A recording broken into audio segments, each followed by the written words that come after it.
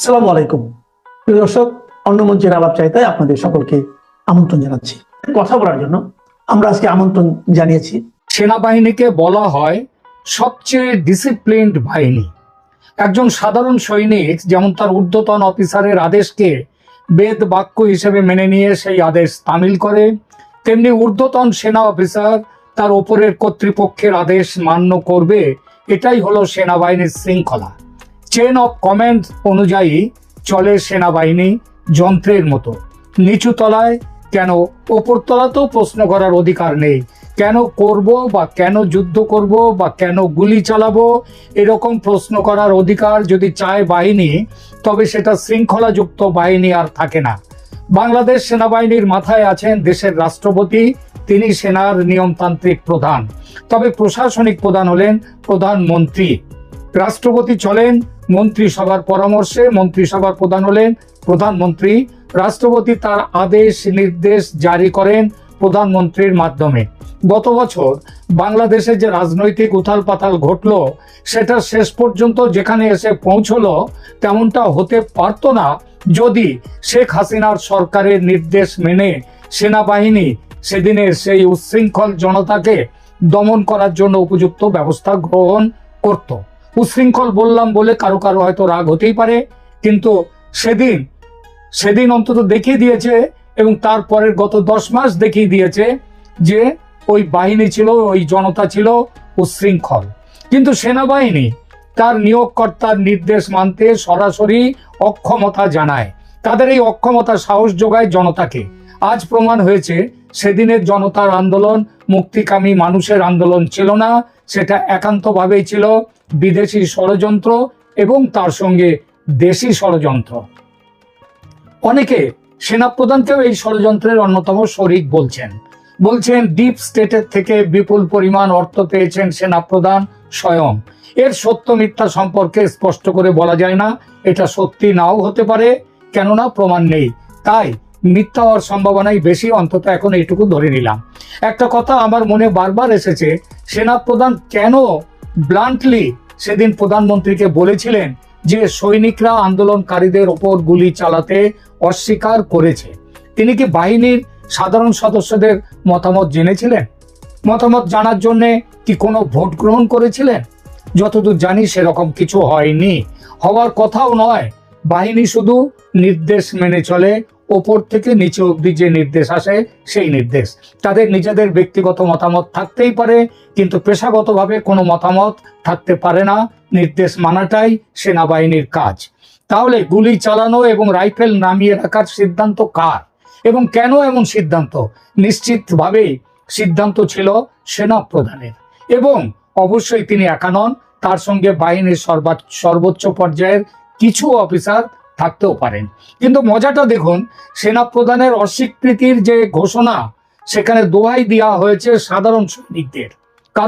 কারণ প্রথম আগ্নেয়াস্ত্র ব্যবহার করে সাধারণ সৈনিকরাই, তারাই গুলি চালায়, রাইফেল চালায়।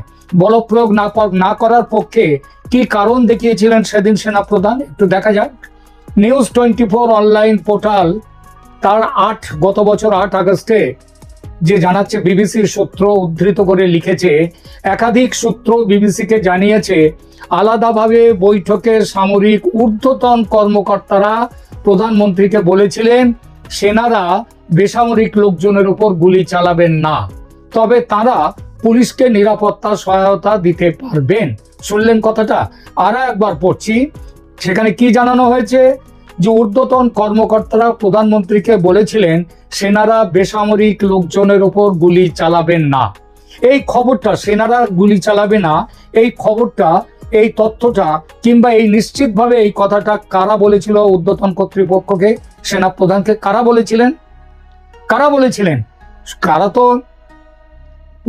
তারা বলেছিলেন পুলিশকে নিরাপত্তা দেবেন। সেই নিরাপত্তাও অবশ্য দেওয়া হয়নি। অজস্র, অন্তত 3,000 পুলিশ বিভৎসভাবে নিহত হয়েছে। আরো একটা কথা, ব্যবস্থা গ্রহণ মানে গুলি চালানো নয়। গুলি চালানোর আগেও নানা রকম ব্যবস্থা থাকে, জল কামান, কাঁদানে গ্যাস ইত্যাদি, রাবার বুলেট ইত্যাদি। যদিও সেনা রাবার বুলেট ব্যবহার নাও করতে পারে, কিন্তু সে সময়ে পুলিশের রাবার বুলেট সেনার কাছে তো আর রাখতে পারতো সেনা। সেগুলো কি এই যে সবগুলো ব্যবহার করা, এগুলো কি অজানা ছিল সেনা প্রধানের? দেখুন, ঠাকুর রামকৃষ্ণ পরমহংসদেব একবার বলেছিলেন, তার এতে পাওয়া যাবে, সেখানটায় তিনি বলেছিলেন, ফনা তুলে ফোঁস করলেও কাজ হয়, দংশন করতে লাগে না। এই ফোঁসটুকুও সেদিন করেনি সেনা। তারা রাইফেল তুলে তাক করলে ভিড়ের দিকে ভিড় হালকা হয়ে যেতে পারতো। কেন সেটা করেনি সেনা? প্রথম ধাপে যদি 2-5টা গুলিও যদি চলতো, যদি 2-5 জন সেখানে মরে যেত, সেখানে পড়ে যেত, তাহলেও তো ওই পরবর্তীকালে যে কয়েক হাজার, যেটা জাতিসংঘের হিসাবে 15,000 যে নিহত হয়েছে, সেটা তো হতে পারতো না। তার একটা বড় অংশ তো বেঁচে থাকতে পারতো। এখানেই প্রশ্ন, কেন সেটা সেদিন করেনি সেনা? এই প্রশ্নের সেনা কেন হাত গুটিয়ে বসেছিল সেদিন? এই প্রসঙ্গেই উঠে আসে টাকা পয়সা বা অর্থের প্রশ্ন, লেনদেনের ব্যাপার। অল্প পরিসরে এই বিষয়টি নিয়ে আলোচনা করব সম্পূর্ণ অন্য একটা অ্যাঙ্গেল থেকে। অন্তত আমার নজরে আজ অবধি এই অ্যাঙ্গেলের কথা আমি কোনো জায়গাতে পাইনি। এটা আমার নিজেই, এটা আমার মনে হয়েছে, সেটাই আপনাদের জানাচ্ছি। অনেকেই জানেন, আবার অনেকেই জানেন না যে বাংলাদেশের সেনাবাহিনী হলো সে দেশের বৃহত্তম ব্যবসায়িক প্রতিষ্ঠান। সেনাবাহিনী বড় কর্পোরেট ব্যবসাদার। হেন ব্যবসা নেই যা করে না বাংলাদেশ সেনাবাহিনী। বাহিনী মানে তার মধ্যে ছোট একদম নিচের সিপাহীদেরও সেখানেও বাহিনী বলে ধরা হয়, কিন্তু বাহিনী মানে সাধারণ সৈনিকরা নন, উচ্চপদস্থ অফিসাররা। কি ব্যবসা তার বিবরণ শুনুন একবার। সেনা কল্যাণ সংস্থা বা SKS নামে ট্রাস্ট খুলে, এর সাথে আরো আছে নানা রকম, বিরাট এক সাম্রাজ্য করেছে বাংলাদেশ সেনাবাহিনী। মাথায় সেনা প্রধান এবং হায়ার অফিসাররা। কয়েকটা বিজনেস তারা যা করেছে, তাদের কয়েকটার নাম করছি এখানে, কয়েকটার নাম, সবগুলো নয়। Mongla cement factory, Mongla Bagerhat, Fauji flour mills Chittagong, diamond food industry Chittagong flour mills Chittagong, SK electric industry Chittagong, NSL textile mills Chittagong, Savoy ice cream factory Tejgaon Dhaka, eastern hosiery mills Tongi Gazipur, SK fabrics Tongi Gazipur, commercial units এর কয়েকটার নাম বলছি, Sena filling station Chittagong, Sainik lamps distribution centre Dhaka, subsidiaries কয়েকটা সাবসিডারিজের নাম বলছি, Bayazid industries, Savoy bread and confectionery, SKS IT and communication industries, SK textiles, SK trading house, সৈনিক lamps distribution centre, তারপর আপাং ফুড ইন্ডাস্ট্রিজ, এগুলো রয়েছে। রিয়েল এস্টেটের কতগুলো কথা শুনুন। রিয়েল এস্টেট ব্যবসা, বাড়িঘর তৈরি করে বিক্রি করা। সাধারণত বাড়িঘরগুলো কোথায় হয়? সেনার জন্য যে জমি নির্দিষ্ট করা, তার উপরে বাড়িঘর তৈরি করে সেইখান থেকে লাভ করবার জন্য পাবলিককে বিক্রি করা হয়।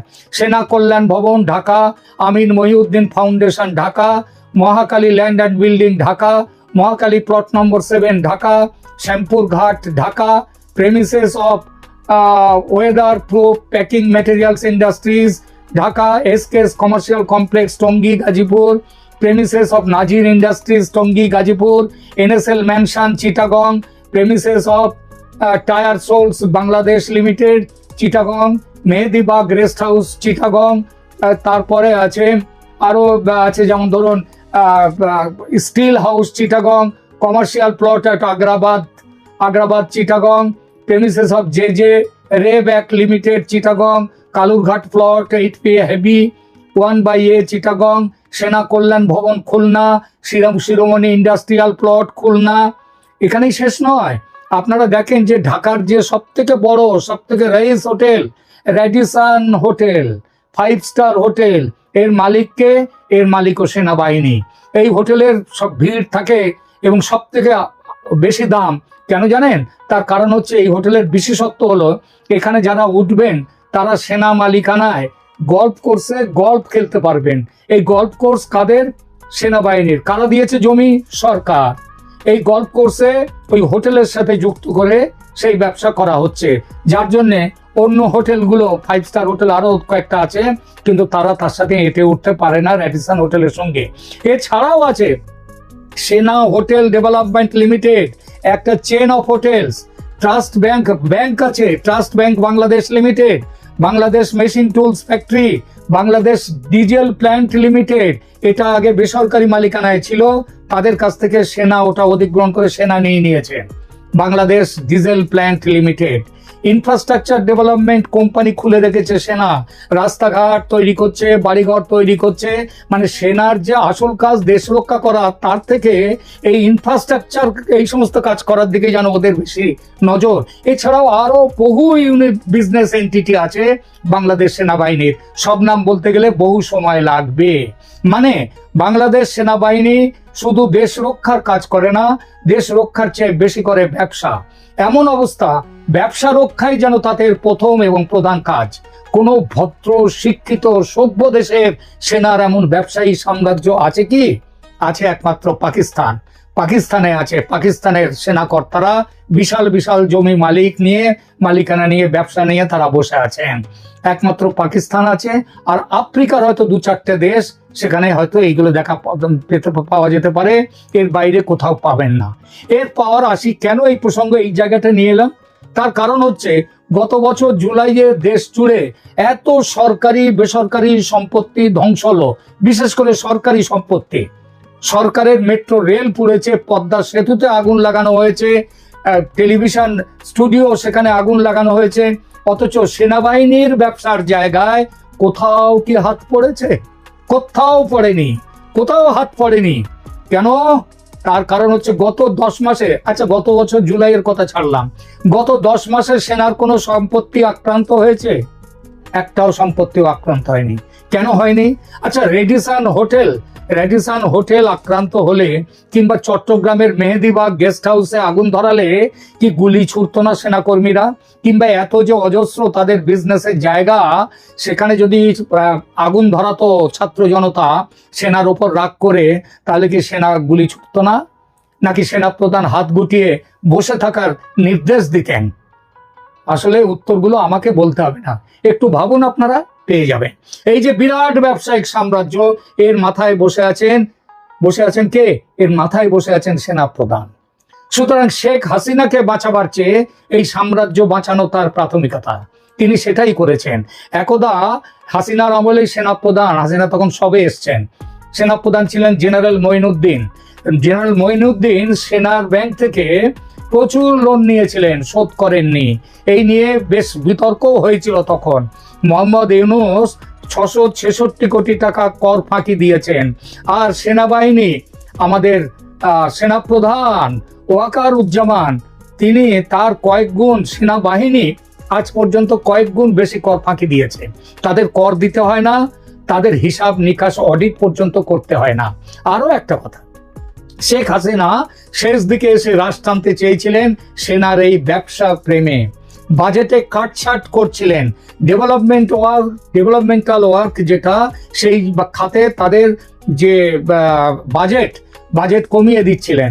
সুতরাং বাজেট কাটছাট করলে, বিশেষত ওয়েলফেয়ার ওয়ার্কসে বাজেট কাটছাট করলে সেনাকর্তাদের রাগ হওয়া স্বাভাবিক। আজকের বাংলাদেশ কি তারই পরিণতি? আমার তো তাই মনে হয়। সুতরাং ভুলেও ভাববেন না সেনা বাঁচাবে বাংলাদেশকে, বাংলাদেশের মানুষকে। তারা সবার আগে নিজেদের সাম্রাজ্য বাঁচাবে। সেনাকর্তারা 2 হাতে লুটবেন টাকা, তার জন্য ডিপ স্টেটের টাকার দরকার হয় না। তারা বাংলাদেশের ভেতরে যে ব্যবসা ফেঁদে রেখেছেন, সেখান থেকে 2 হাতে লুটবেন টাকা। তার জন্য যার সঙ্গে সমঝোতা করতে হয় তারা করবে। মাঝে মাঝে পাবলিকের মন রাখতে জ্ঞানের কথা বলবে, তারপর মুচকি এসে বিশ্রামে যাবে। হয়তো ইউনূসকে ফোন করে বলবে, কিংবা ওই যে নাহিদ ইসলাম, হাসনাত, সার্জিস, এদেরকে ফোন করে বলবে, কিরে পাবলিককে কেমন দিলাম দেখলি তো?